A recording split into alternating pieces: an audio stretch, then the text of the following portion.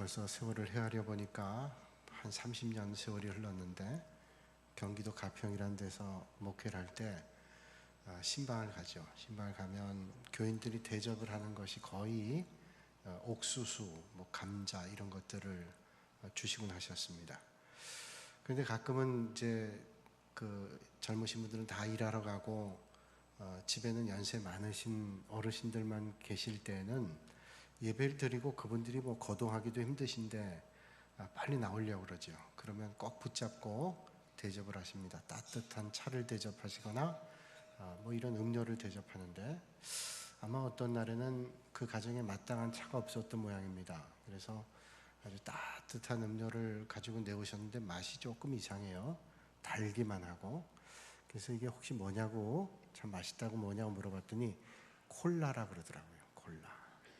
그런데 콜라를 데워 가지고 오셨어요. 그래서 이거 안 데워도 되는데 속으로 생각했는데, 그분 생각에는 날이 좀 그때 비가 오고 꾸물 하니까 이거라도 데워드려야 되겠다는 생각을 하신 것 같아요. 그래서 그렇게 생각하고 먹으니까 먹을만 해요. 근데 이 콜라가 식으니까, 미지근해지니까 아주 역겹더라고요.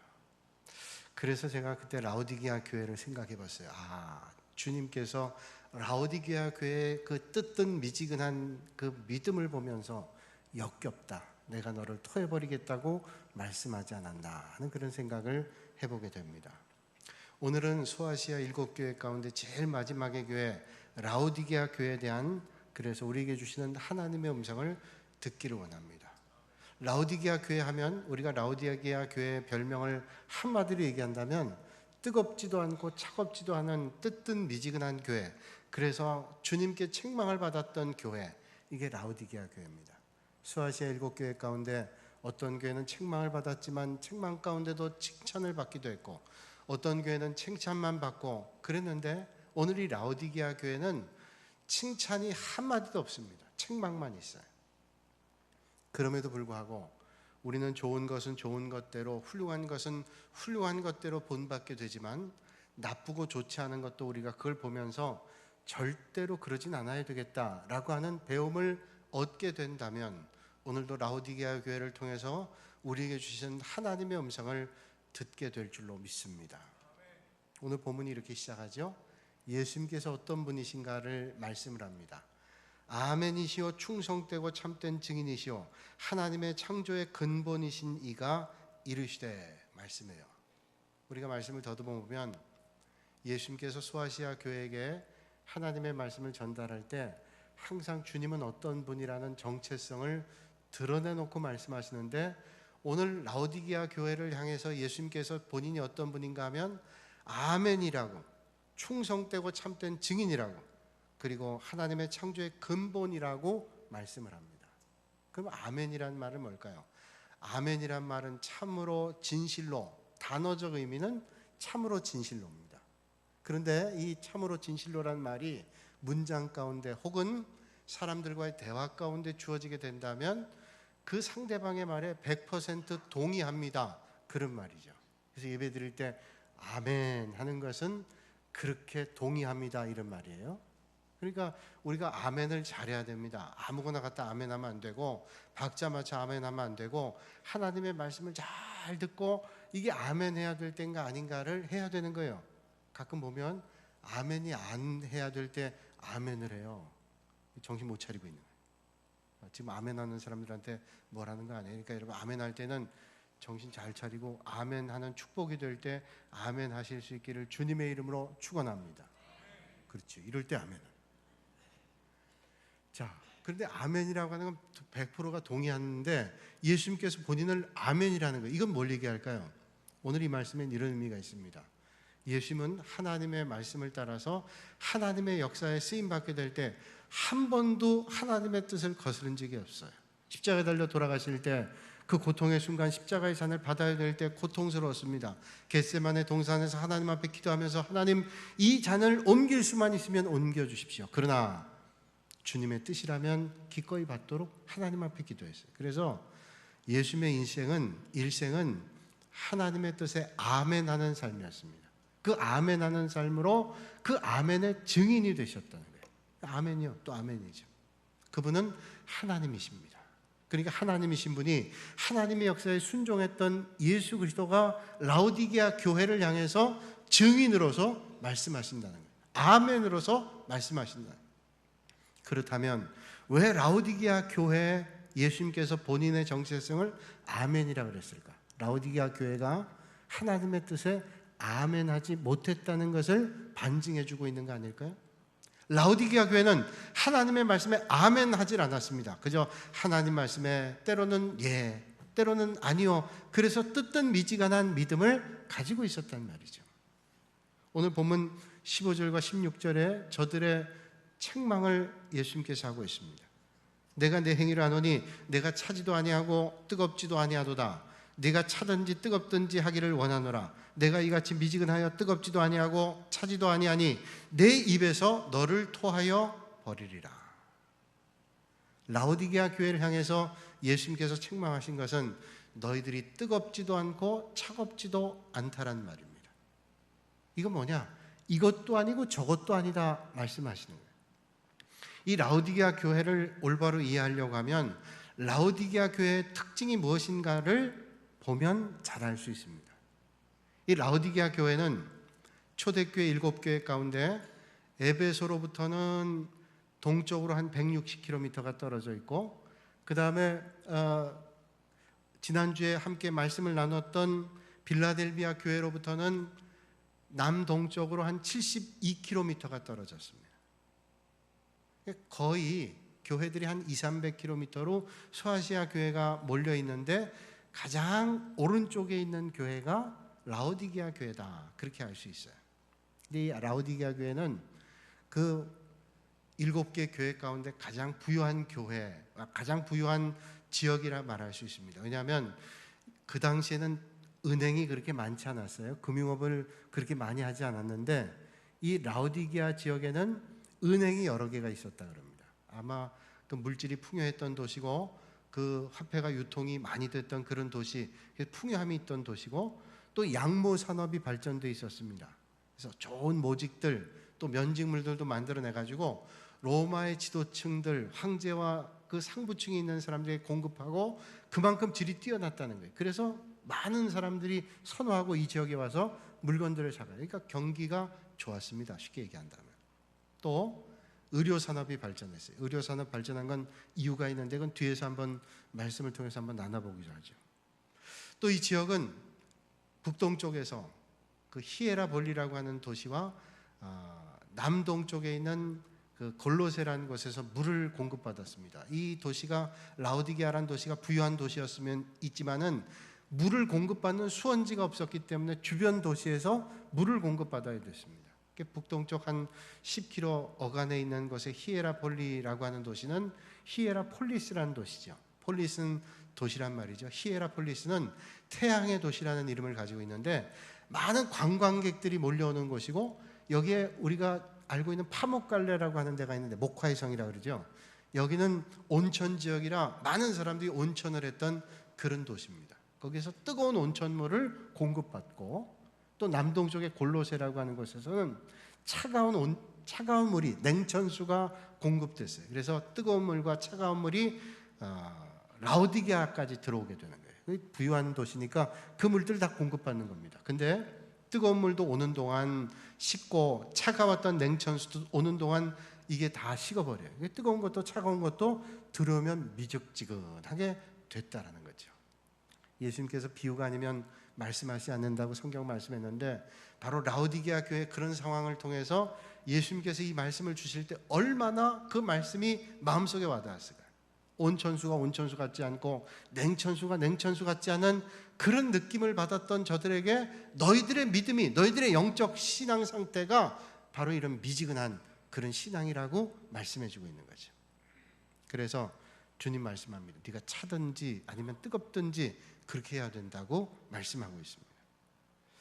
뿐만 아니라 이 라오디게아에 들어온 물 가운데 히에라볼리하고 골로새에서 물이 들어오다 보니까 석회암 물질들, 철분들, 그리고 짐승들의 오물들, 폐수들, 양모 산업을 하면서 거기서 나오는 폐수들, 이게 막 중복이 돼서 그 긴 시간을 수로를 따라오면서 미직지근할 뿐만 아니라 이 수질이 상당히 떨어지게 됐습니다. 그래서 이 사람들이 병이 많았어요. 이 병들을 치료하기 위해서 의료 산업이 발전하게 된 겁니다. 특별히 안약 같은 게 많이 발전했는데 세계적인 안약이 거기서 만들어지기도 했어요. 의료 산업, 금융업, 그리고 약모 산업, 모직 면직 산업이 발전을 해가지고 어떤 도시보다도 라오디게아는 부유한 도시였단 말이죠. 그렇다면 왜 예수님께서 이런 도시에 라오디게아 교회를 향해서 내가 너희들이 미지근해서 뜨겁지도 차갑지도 않아서 내가 토해버리겠다고 말씀하고 있을까요? 라오디게아 영적 상태가 이렇게 미지근하게 뜨겁지도 차갑지도 않고 그 본질이 다 희석돼서 예수님께서 하나님께 아멘 했는데 이들은 하나님의 말씀에 아멘은커녕 그 본질이 희석돼서 뜨겁지도 차갑지도 않은 영적인 상태가 되었다고 말씀해 주시는 거예요. 그래서 예수님은 역겹다고 하시는 거예요. 미지근하고 그게 본질을 잃어버리게 되면, 그래서 남에게 별로 유익이 안 된다면, 그게 오히려 해가 된다면 쓸모없는 상태가 되는 것이죠. 그러니까 히에라볼리에서 골로새에서 온 물들이 저들에게 별로 쓸모가 없는 것 같은 그런 존재가 돼버리는 것처럼 라오디게아 교회 성도들의 영적 상태가 그렇게 됐다는 거예요. 우리가 삶을 살아가면서 가장 큰 저주 가운데 하나는 쓸모가 없다는 거예요. 야, 난 너 더 이상 쓸모없다. 그런 말을 듣는다면 얼마나 그게 수치스러운 말이고 저주의 말일까요?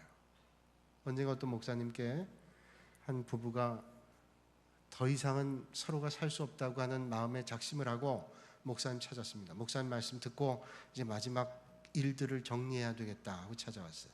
도대체 뭐 때문에 수십 년 같이 살았는데 이제 그만 살아야 되겠냐라고 물었더니 그분들이 이런 말을 했다 그래요. 아니, 언젠가 싸웠는데 우리가 부부가 싸울 수도 있잖아요. 그런데 남편이 하지는 말아야 될 말을 한 겁니다. 야, 난 더 이상 네가 쓸모없다. 나가라. 이게 부드러운 말을 한 것 같아도 여러분들에게 부드러운 말로 야, 난 더 이상 너 쓸모없으니까 이제 나가라. 그러면 그건 끝난 거 아니에요? 난 더 이상 너에게 쓸모없어. 그러니까 넌 나가. 여러분, 그런 말을 듣는다면 이게 얼마나 수치스러운 말이에요. 그리고 그 관계가 끝나는 거죠. 근데 남편이 아내에게 난 더 이상 너 쓸모없다. 나가라. 그랬더니 이 아내가 마음속에 막 터져 나오는 울분이 있는 거예요.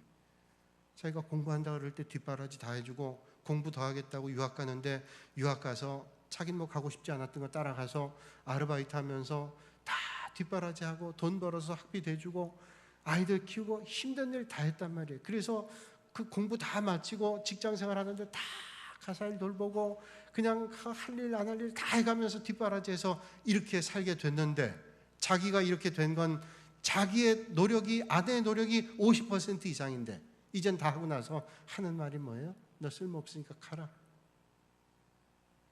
그러니 이게 더 이상 살아갈 수 있는 힘과 거기서 열심히 나오겠어요? 안 되는 거죠. 라오디게아 교인들의 상태가 이겁니다. 이 사람들은 더 이상 쓸모가 없을 정도로 그렇게 영적 상태가 피폐해지게 됐다는 거예요. 라오디게아 교회가 왜 이렇게 쓸모없게 됐을까? 어떤 교회는 보면 이단들이 자꾸만 미혹하기도 하고, 어떤 교회는 그 안에 이단들이 그 안에도 있고 밖에도 있고 힘든 일이 있었어요. 그런데 라오디게아 교회는 그렇지 않아요? 편지를 보면 그런 내용이 없습니다. 어떤 내용이냐면 오직 저들을 향해서 너희들이 차갑든지 뜨겁든지 해라. 안 그러면 토해버리겠다고 말씀하고 있다는 거예요. 그렇다면 왜 라오디게아 교회가 이렇게 뜨뜻 미지근한 신앙이 돼서 주님께서 토해버리겠다고 말씀하셨을까요? 오늘 17절에 오늘 본문의 비밀이 있습니다. 내가 말하기를 나는 부자라 부요하여 부족한 것이 없다. 이거예요. 라오디게아 교회의 큰 문제는 뭐냐면 나는 부자라 부요해서 부족한 것이 없다라는 겁니다. 그러니 주님도 필요 없어요. 내가 영적인 간구도 없어요. 주님 없이도 나는 충분히 부유하게 살아갈 수 있다는 겁니다. 필요한 것이 더 이상 없다는 거예요.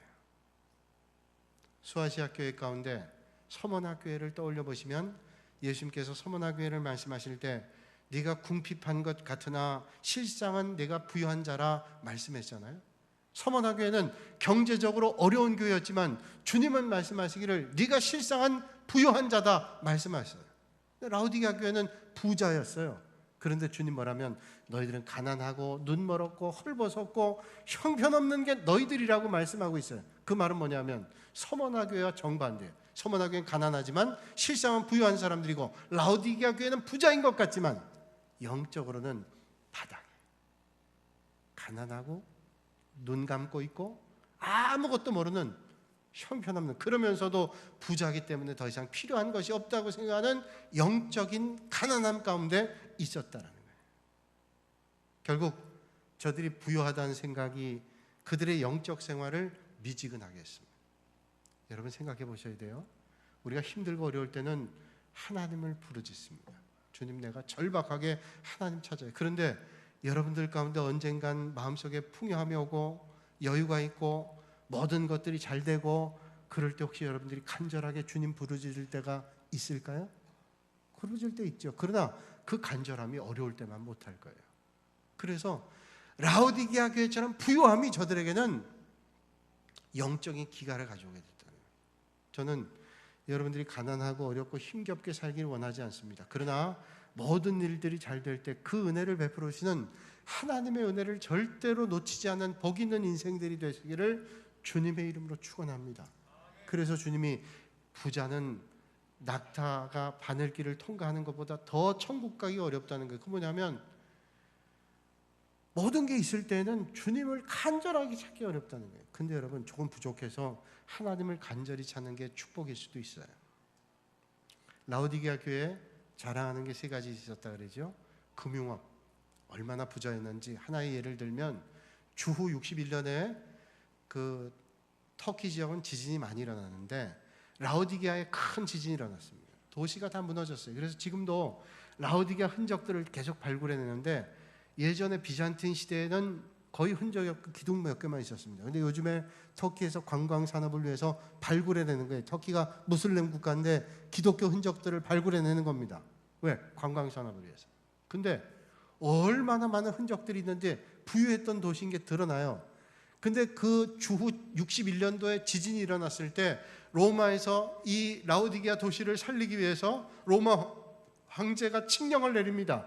이 라오디게아를 돕자. 그래서 세금을 가지고 도시를 재건하려고 그럴 때 라오디게아에서 거절을 했습니다. 우리는 로마의 돈을 받지 않고도 충분히 재건할 수 있습니다. 여러분, 지진과 여러 가지 어려움 당했을 때 나라의 도움을 받지 않는다는 건 이거 보통 일이 아닌데 그 도움을 받지 않고도 충분히 재건할 만한 능력이 있었던 도시가 라오디게아. 그러니까 물질이 얼마나 많았던 도시예요. 또 양모 산업이 있었다 그래요. 또 그 의료 산업이 발전했는데 여러 그 물들에 오염된 물들이 들어오니까 그걸 먹고 쓰고 하다 보니까 피부병이라든지 그 안질이라든지 육신의 질병들이 많았기 때문에 상대적으로 의료 산업이 발전했어요. 돈들이 있으니까 그걸 발전시켰습니다. 의료 산업이 발전했는데 브리기안이라고 하는 안약은 세계적인 안약이에요. 그러니까 예수님께서 너희들에게 나에게 안약을 써서 너희 눈에 바르라고 하는 말은 뭐냐면 너희들이 세계적인 안약을 가지고 있으면 뭐하냐? 영적으로 그렇게 깜깜한데 나에게 안약을 사서 너희들의 눈을 발라서 영적인 눈을 떠야 된다고 주님께서 말씀하고 있는 거예요. 사랑하는 여러분, 육의 눈이 어둡다 할지라도 영의 눈이 날마다 밝아지실 수 있기를 주님의 이름으로 축원합니다. 나이가 들면 눈이 점점 안 보여요. 그래서 제가 서울에서 목회할 때 담임 목사님 그런 말씀하신 게 요즘엔 점점 맞다는 생각이 들어요. 목사님, 눈이 밝을 때 책을 많이 봐야 됩니다. 그때는 뭐 책 볼 정도야. 근데 오랫동안 보면 이게 눈이 너무 침침해지고 힘들잖아요. 그러니까 눈이, 육신의 눈은 나이가 들면 안 보여요. 그러나 영적인 눈은 아무리 나이가 든다 할지라도 밝아질 수 있어요. 하나님의 은혜로 날마다 영의 눈이 밝아지실 수 있기를 주님의 이름으로 축복합니다. 근데 이 라오디게아 사람들은 물질 많죠. 산업이 잘 되죠. 의료술이 발전하죠. 교만했습니다. 그게 전부인 줄 알았어요.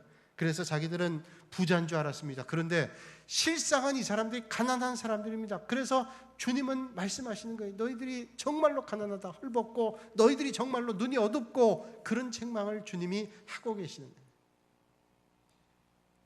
어떤 중년의 부인이 가톨릭 교회 신자였던 모양입니다. 가톨릭 교회는 고해 성사를 때때로 하는데 고해 성사를 하러 가서 신부님께 이런 고해 성사를 했답니다. 신부님, 저는 거울을 자주 보는데 볼 때마다 나는 왜 이렇게 이쁠까? 거울을 보면서 그런 말을 합니다. 근데 그게 얼마나 큰 죄인가를 이제 깨닫게 됐습니다. 내가 너무 교만하고 나를 너무 자랑하고 거울을 보면서 너무 예쁘다고 내가 도취했는데 너무 하나님께 큰 죄를 졌습니다. 신부님이 그 얘기를 들으니까 궁금하잖아요. 그래서 살짝 커튼을 열고 봤대요. 그리고 이런 말을 했답니다. 성도님, 그건 죄가 아닙니다. 큰 죄도 아니고요, 그저 성도님이 착각할 뿐입니다. 그랬다 그래요. 혹시 착각하는 분들 계세요? 여러분, 교회 다니지만 술을 끊지 못하는 교인 한 분이 있었다 그래요. 근데 이분이 술 먹고 술 취한 상태에서 술집에 술을 더 주문하기 위해서 전화를 했어요. 그런데 이분이 전화를 잘못해가지고 교회에다 한 거예요. 근데 교회 또 하필이면 담임 목사님이 받았어요. 그러니까 목소리도 낯익고 그러니까 술집 주인인 줄 알고 술 한 박스만 갖다 주세요. 근데 목사님이 목소리를 듣고 이게 누군다는 걸 알았어요. 그러나 이게 대충 감은 오죠. 미안할 줄 알고 얼른 끊으려고 그랬는데 그분이 정신 다시 차리고 아이고, 근데 목사님은 왜 술집에 계세요? 그러더라고요. 자기 수준에서 보는 거예요. 목사님이 술집에 있어요? 교회에 있지. 자기 수준의 술집만 늘 가니까 그게 보이는 거예요. 수준에 맞게. 여러분, 세상에 무서운 게 뭐예요? 착각입니다. 착각. 그러면서도 바로 보는 줄 아는 게 이게 문제 아니에요? 어떤 사람은 자신이 믿음의 분량이 형편없는데도 대단한 믿음을 가지고 있는 줄로 착각합니다. 어떤 사람은 신앙적으로 성숙하지 못했는데도 자기는 대단히 성숙한 믿음을 가지고 있다고 착각하고 있습니다. 그래서 파스칼은 말하기를 세상에는 두 가지 부류의 사람이 있는데 한 부류는 스스로를 의인이라고 생각하는 죄인이 있는가 하면 또 한 부류는 스스로를 죄인이라고 생각하는 의인이 있다. 예수님 당시에 그런 착각했던 사람들이 있죠. 바리새인들입니다. 바리새인들은 스스로 생각하기를 의롭다고 생각했습니다. 믿음 좋다고 생각했습니다. 아무도 자기들의 믿음을 따라오지 못한다고 생각했습니다. 다른 사람들은 다 죄인이고 자기들은 의롭다고 생각했습니다. 그런데 주님은 저 바리새인들을 향해서 말씀하죠. 회칠한 무덤아, 독사의 자식아, 너희들의 외식이 역겹다, 위선자라고 주님은 말씀하세요. 왜 그랬을까요? 저들이 주님의 마음을 알질 못하고 올바른 믿음을 갖지 않았기 때문에 착각하며 믿음의 길을 걸었어요. 주님께서 라오디게아 교회를 향해서 불쌍하다고 말씀하시죠. 오늘 18절에 내가 너를 권하노니 내게서 불로 연단한 금을 사서 부요하게 하고 흰옷을 사서 입어 벌거벗은 수치를 보이지 않게 하고 안약을 사서 눈에 발라 보게 하라. 금을 사라요. 금. 이 금이라는 건 뭐예요? 정금을 만들라는 겁니다. 성경에 금이라고 하는 것은 베드로전서의 말씀 보면 믿음을 얘기해요. 그래서 우리의 불순물이 다 타서 정금 같은 믿음이 되어야 된다. 나로 향하여 나로 말미암아 예수 그리스도로 말미암아 정금 같은 믿음을 받아라 말씀하고 있는 거예요. 그리고 너희들이 더러운 옷을 벗고 벌거벗은 것을 수치스럽게 생각하고 흰 옷을 사서 입어라. 부활의 몸 가지라는 거예요. 그리고 너희들의 그 캄캄한 육적인 눈을 벗어버리고 영적인 눈을 가져야 된다. 안약을 사서 눈을 발라라 말씀하고 있습니다. 라오디게아 교회의 가장 큰 문제는 부자예요. 자신을 모르는 부자예요. 겸손하고 하나님의 은혜를 아는 부자들은 문제가 없는데 나는 부자요 부유한 자라 더 이상 필요한 것이 없다. 이만하면 됐다. 우리의 믿음도 이쯤이면 됐다라고 착각했어요. 저들에게 그게 큰 문제였습니다.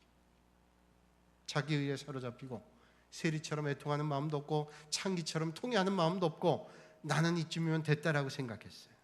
주님 볼 때 그게 너무너무 역겨워서 너희들이 뜨겁지도 차갑지도 않으니 내가 토해버리겠다고 말씀해요. 토하는 게 뭐예요? 도저히 삼킬 수가 없는 겁니다. 역겹습니다. 토해버리겠다. 사랑하는 여러분, 혹시 우리가 영적으로 교만해서 하나님의 은혜가 내 안에 들어오는 것을 막고 있는 어리석은 믿음의 길을 살면서도 내 믿음이 훌륭하다고 착각하고 있지 않을까요? 우리 하나님 앞에 뜨거운 믿음 또는 아주 시원한 믿음으로 주님을 기쁘시게 해드릴 수 있는 여러분들이 되시기를 주님의 이름으로 축복합니다. 이제 주님께서 라오디게아 교회를 향해서 권면하고 있어요. 그래서 불로 연단한 금을 사서 부여하게 하고 흰옷을 입고 그 다음에 안약 사서 눈을 발라라. 그러면 그게 좋은 믿음으로 갈 수가 있다고 말씀하는 거죠. 여러분, 우리가 아무리 눈을 뜨고 있다 할지라도 영적으로 어두워지면 바로 볼 수 없어요. 우리가 예배 나와서 아무리 귀를 열고 들어도 영적인 귀가 열려 있지 않으면 듣지 않고, 아무리 눈을 들고 저를 쳐다봐도 영적인 눈이 열려져 있지 않으면 보여지지가 않는 거예요. 라오디게아 교회가 그런 어려움 가운데 있었다. 그래서 너희들이 신령한 약을 사서 안약을 사서 눈을 발라라. 그래서 영적인 세계를 봐라. 하나님의 역사가 어떤지를 봐라. 이렇게 말씀하고 계시는 거예요. 지금 육신적 안목으로 보지 못하는 그 눈을 가지고 안약을 발라서 영적인 눈으로 보라는 겁니다. 올바른 것 보지 못하면 수치스러운 일 하면서도, 올바른 것을 깨닫지 못하면 수치스러운 일 하면서도 부끄러운지를 모르기 때문에. 어떤 분이 하나님의 뜻을 좀 알고 싶어서 성경을 보는데 도무지 하나님의 뜻을 알 수 없어요. 그래서 생각했어요. 하나님은 하나도 우연인 게 없는데 섭리 가운데 인도해 주실 줄로 알고, 아침에 눈을 뜨면서 성경을 척 펴고 손가락을 가르치면 그게 하나님의 뜻이라고 생각했어요. 척 펴고 손가락을 탁 가르쳤어요. 그냥 본능적으로 한 거예요. 그런데 거기 성경 말씀에 마태복음 27장 5절의 말씀이 떴습니다. 가롯 유다는 나가서 스스로 목을 매달았더라. 이게 나 목 매달라는 말인가? 아니겠죠. 그래서 그럼 다시 한번 하자. 다시 폈는데 누가복음 10장 37절 말씀이 떴어요. 가서 너도 그렇게 해라. 그럴 리가 없죠. 나를 가롯 유다처럼 목 매달라고 주님께서 하실 일이 없죠. 그래서 세 번은 해야지. 한 번 더 쫙 폈어요. 요한복음 13장 27절의 말씀이 떴습니다. 내가 할 일을 속히 해라. 그러면 이게 하나님 말씀일까요? 여러분들이 하나님 말씀을 읽어도 잘 읽어야 됩니다. 자기가 편한 대로 읽으면 하나님의 말씀을 전혀 다르게 해석해요. 전후 문맥을 마치고 오늘 삶의 자리에서 말씀하시는 것을, 그 시대가 어떤 말을 했는가를 오늘의 시대의 말씀으로 이해해야 돼요. 그래야 이게 올바로 이해가 되지, 그 상황과 사건을 잘 모르면서 하나님의 말씀을 이해하면 오해가 되는 거예요.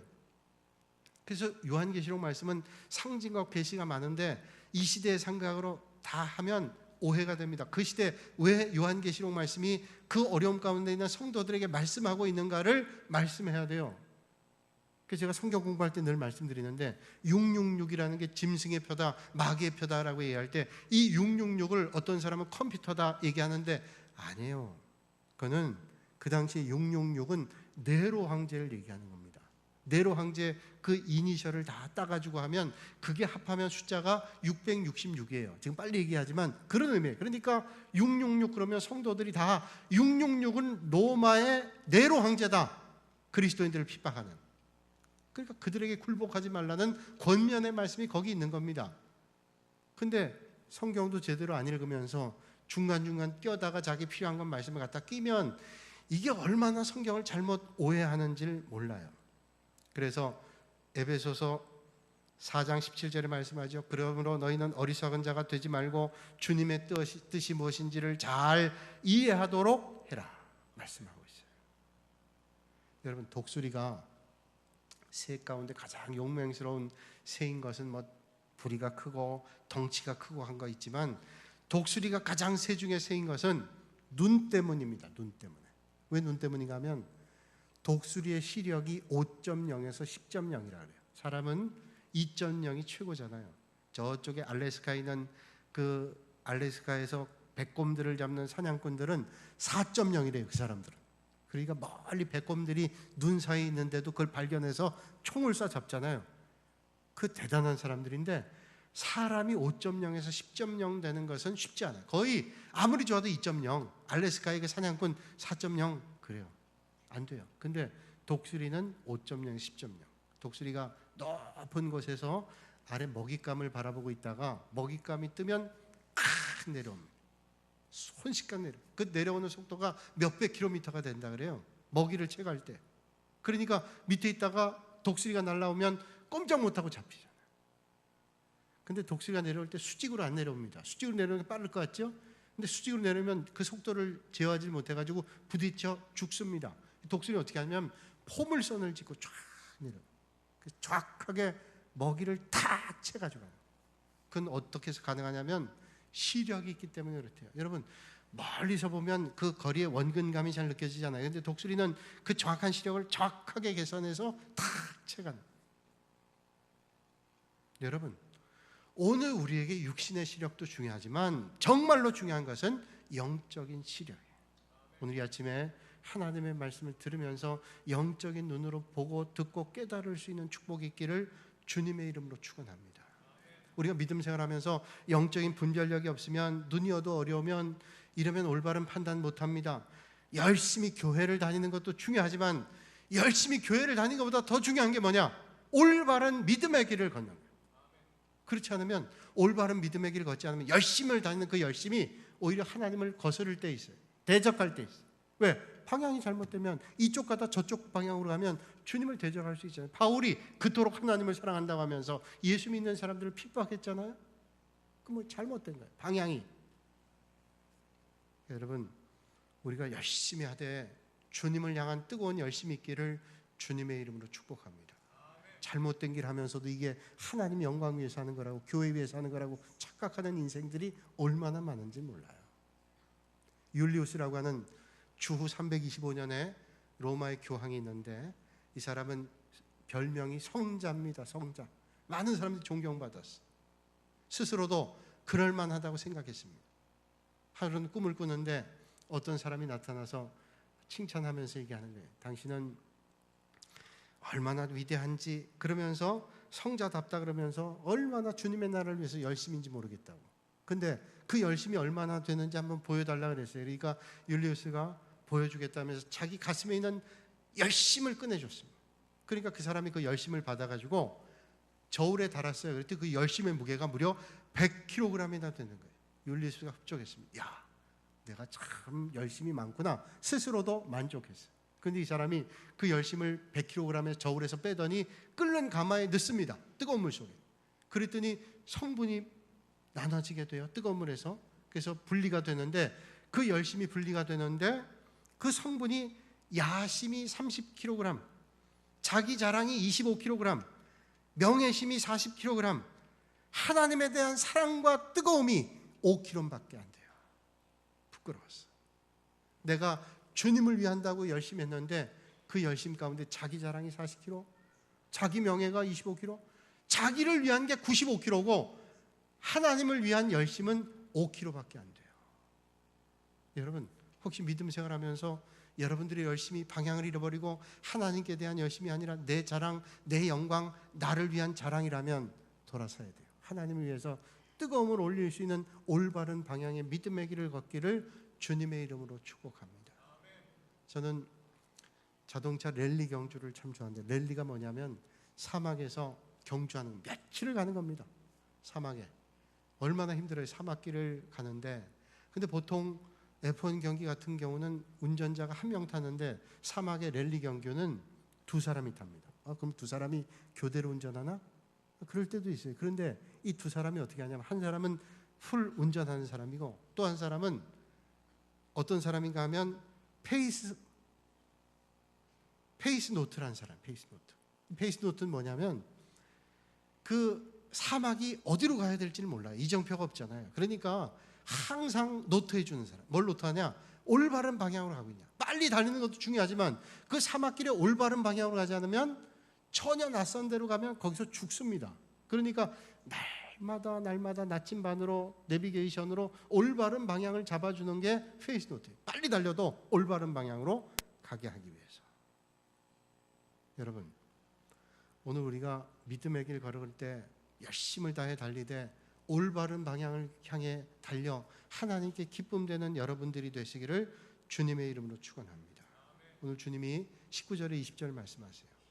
그러는 내가 사랑하는 자를 책망하여 징계하노니, 그러므로 내가 열심 내라 회개하라. 볼지어라 내가 문 밖에 서서 두드리노니 누구든지 내 음성을 듣고 문을 열면 내가 그에게로 들어와 그가 먹고 더불어 먹고 그는 나와 더불어 먹으리라. 자, 이게 마지막 이제 말씀이잖아요. 라오디게아 교회는 심판밖에 받을 게 없는데 주님께서 마지막으로 이 라오디게아 교회 교인들을 향해서 격려해 주시는 거예요. 힘을 내라, 열심을 내라, 회개해라. 기회는 있다. 돌아올 기회가 있는데 회개하고 올바른 방향으로 열심을 내면 얼마든지 기회 있다.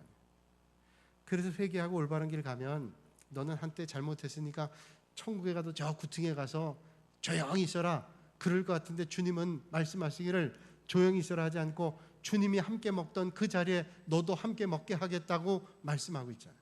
언제라도 돌아올 때 하나님께서 은혜를 주신다는 거예요. 사랑하는 여러분, 오늘 라오디게아 교회를 통해서 우리에게 주시는 말씀이 있어요. 오늘 우리는 어떤 믿음의 자리에 있을까요? 열심을 가지고 믿음의 길 걷는데 그 믿음의 방향이 올바를까요? 날마다 물어봐야 돼요. 그래서 올바른 방향의 뜨거운 믿음을 가지고 나가 하나님 나라에 아름답게 쓰임받는 여러분들이 되시기를 주님의 이름으로 축원합니다. 거룩하신 아버지 하나님, 하나님의 은혜와 사랑 앞에 감사를 드립니다. 거룩하신 주님의 날에 저희를 예배 자리로 불러주시고 하나님 앞에 예배드리게 하신 아버지 하나님, 하나님 마음에 합한 믿음의 사람들, 열정의 사람들, 하나님 앞에 올바른 믿음의 길 걷는 사람들 되게 하여 주시옵소서. 영적인 눈을 뜨게 하셔서 영적 분별력 가지고 하나님의 뜻을 헤아리게 하시고 차지도 덥지도 않은 이것도 아니고 저것도 아닌 어정쩡한 믿음의 길을 벗어버리고 하나님께서 기뻐하시는 믿음의 자리에 날마다 서게 하여 주시옵소서. 예수님의 이름으로 기도하옵나이다.